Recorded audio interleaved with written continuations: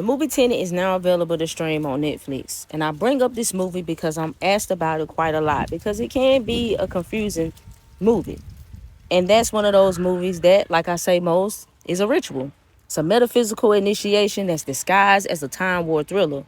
And if you miss the esoteric mechanics of it, then you'll probably miss the whole point of the movie because the film wasn't about time. It's about mastering your timeline. Notice main character, he doesn't even have a name. He's literally called the protagonist. In occult symbolism, that's a stand-in for the initiate, the seeker stepping into the great work. He isn't learning time inversion. He's learning self-inversion, how to observe the past, rewrite his identity, and become the author of reality. Now, granted, there are different ways that you can interpret this film, but I'm going to stick with a particular version in this video, so y'all stay with me. Now, in our Hermeticism, this is the shift from passive consciousness to cause level consciousness, moving from effect to cause. That's the real tenet.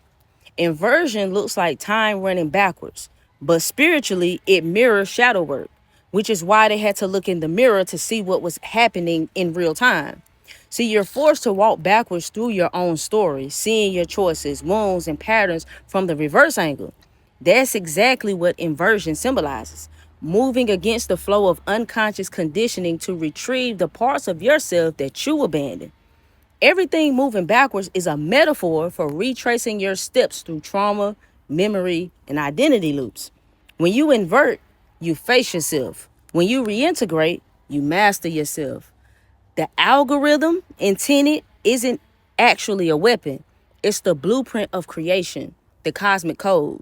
Think of it like the Kabbalistic tree being shattered and scattered across timelines. So if the algorithm falls into the wrong hands, reality collapses. Why? Because whoever controls the code controls the narrative of time. This is Nolan hinting at a sacred truth, and he does this a lot in his movies. And that truth is that every human carries a piece of the algorithm, the ability to collapse timelines, redirect destiny, and choose versions of themselves. Sator was more than just a villain. He was a symbol. He represents the old timeline, the version of you that refuses to die, the part of your ego that says, if I can't survive in this story, then nobody can. That's ultimately what he was. He mirrors the destructive unconscious self that keeps dragging you back into outdated identities. That's why he's tied to the future and the past. He's the internal enemy that exists in your timeline loop until you become conscious enough to break it. And the film has a very profound occult gem in it. You see, the protagonist doesn't just win. He discovers that he's the one who started the whole mission in the first place. That's Hermetic Principle 101. You are the cause of your own transformation. You sent yourself the signs. You planted the helpers. You wrote the mission long before you were conscious enough to execute it.